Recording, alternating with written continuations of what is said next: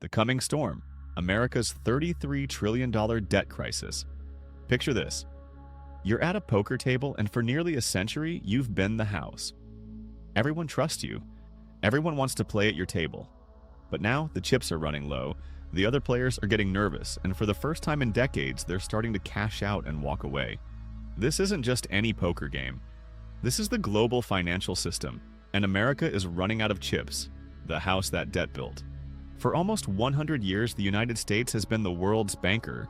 When countries needed a safe place to park their money, they bought US Treasury bonds. When pension funds wanted security, they bought American debt. When entire nations wanted to back their currencies, they held dollars in reserve. The math was simple. Lend money to America, get paid back with interest, sleep soundly knowing your investment was as safe as Fort Knox. Japan holds hundreds of billions in US debt. So does China. So does practically every major economy on Earth. But here's where the story takes a dark turn. America now owes over $33 trillion. That's more than the combined economies of Europe, Africa, and South America. To put this in perspective, every single American citizen effectively owes $80,000 in government debt, even newborn babies. When free money became expensive money. The trouble started brewing in 2008. The financial crisis hit, and America did what it always does in tough times. It spent its way out. First came the $700 billion bank bailout, then another $831 billion stimulus package. The government put it all on the national credit card. But here's the thing that made it seem manageable. Money was essentially free. Interest rates were near zero, meaning America could borrow trillions without breaking a sweat on the interest payments. Foreign investors were so desperate to buy US debt that they were practically paying America to hold their money. Then came 2020, and the pandemic changed everything. The pandemic spending spree. When COVID hit, the spending floodgates opened like never before. Trillions poured into the economy. Stimulus checks, business bailouts, unemployment benefits. By the time the dust settled, America had added another $5 trillion to its debt pile. That's an extra $15,000 per person in just a few short years. For the first time since World War II, America owed more than 100% of its entire economic output. The manageable burden had become a mountain of debt. The great sell-off begins. Remember that poker analogy? Well, the players started cashing out. Since 2021, China, formerly America's biggest creditor, has sold over $340 billion worth of US bonds. Japan followed suit, dumping around $200 billion. Even America's closest allies like the UK and Canada have been quietly selling their holdings. The message is clear: the world's confidence in American debt is shaking.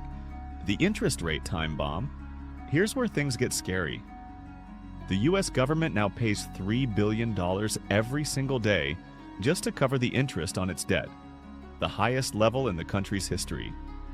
That's more than America spends on its entire military budget, and we're talking about the world's largest defense spending.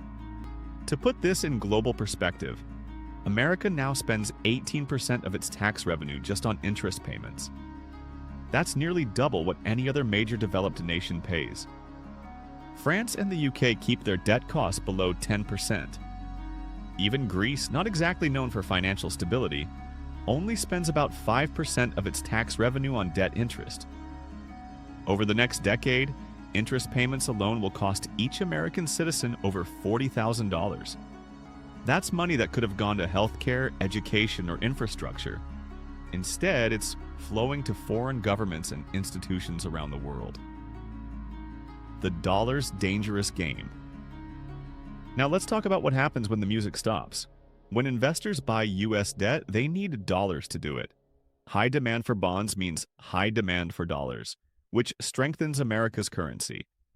It's a beautiful system when it works. But in a sell-off, this process reverses with devastating consequences. Foreign investors dumping treasury bonds aren't just selling bonds. They're flooding the market with dollars, selling them for other currencies. Here's why this matters. America imports $4 trillion worth of goods every year. That's a quarter of all manufactured goods and a fifth of all food consumed in the country. When the dollar weakens, everything becomes more expensive. Fuel, groceries, electronics, the cost of living skyrockets. Suddenly, the very thing that made America strong, cheap credit, becomes its greatest weakness. Lessons from Venezuela's collapse. Think this scenario is far-fetched? Let's look at Venezuela. 20 years ago, Venezuela was South America's richest country. Oil money flowed like water, the economy boomed, and the government seemed unstoppable. But behind the scenes, the country was borrowing heavily, banking everything on continued oil revenues and investor confidence. Then oil prices collapsed. Investor faith evaporated overnight. Venezuelan bonds were dumped en masse, the currency crashed, and hyperinflation took hold. People needed bags full of cash just to buy bread. 20 years later, inflation is still over 100%, and Venezuela remains in economic ruins. Now imagine that scenario, but with the world's reserve currency. The global domino effect. A US debt crisis wouldn't just hurt Americans, it would bring the entire global financial system to its knees. For nearly a century, the dollar has been the backbone of international finance. The pound, the euro, the yen, they're all backed by dollar reserves. Countries hold dollars specifically so they can prop up their own currencies during crises. But this only works if people trust the dollar. The moment that trust erodes, those reserves become worthless paper. We're not just talking about an American recession. We're talking about a global financial collapse that would make 2008 look like a minor hiccup. The impossible choice is ahead. So what can America do? There are essentially two options, and both are terrible. Option 1. Cut spending. The government could slash spending to reduce the debt burden. Sounds simple, right? Wrong. Most federal spending isn't on bureaucratic waste. It's on Social Security, healthcare, military, and welfare programs. Cutting these means telling millions of Americans they'll receive less support, fewer services, and reduced benefits. Politically, this is career suicide. Politicians get elected by promising more services and lower taxes, not austerity measures. Since the 1980s, the US government has only run a budget surplus for 4 years total. Every other year, they've added to the debt. Recent efforts to cut wasteful spending have saved around $40 billion. That sounds impressive until you realize it only covers 10 days of interest payments.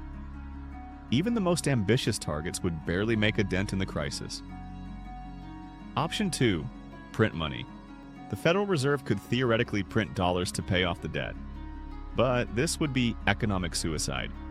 If America's reputation as a financial safe haven is already damaged, printing money would be the final nail in the coffin. Investors bought US debt because they believed it was rock solid. If the government starts printing money to pay bills, that trust evaporates completely. The dollar would collapse, inflation would skyrocket, and foreign creditors would dump bonds faster than you can say hyperinflation. This wouldn't just be a crisis, it would be a complete financial meltdown. The strategic vulnerability. But the debt crisis is just one piece of a larger puzzle. America's financial dependence on foreign creditors mirrors its dependence on foreign suppliers for critical materials. Take tungsten, for example. This metal is essential for military ammunition, aerospace technology, and defense systems. Currently, there are 0 operational tungsten mines in the United States. China controls about 70% of global production and has already implemented export restrictions. When your national debt is owned by foreign powers and your critical materials come from the same foreign powers, you're not just financially vulnerable, you're strategically compromised. The point of no return. The question isn't whether America will face a debt crisis, it's when and how severe it will be. Every day of inaction makes the problem worse. Every new spending bill adds fuel to the fire. Every foreign bond sale chips away at confidence in the system. We're witnessing something unprecedented, the potential end of the dollar's reign as the world's financial safe haven. China is aggressively promoting the yuan as an alternative. Countries are experimenting with gold, euros, and even digital currencies to reduce their dollar dependence. The shift in global financial power could reshape the world in ways we haven't seen in over a century. The final countdown. America stands at a crossroads. One path leads to brutal but necessary spending cuts and fiscal responsibility. The other leads to monetary policy that could trigger the very crisis they're trying to avoid. The clock is ticking. The poker chips are dwindling. And for the first time in nearly 100 years, the House might not win. The question isn't whether America can solve this crisis, it's whether they'll make the hard choices before it's too late. Because if they don't, the consequences won't just reshape American finance, they'll reshape the world.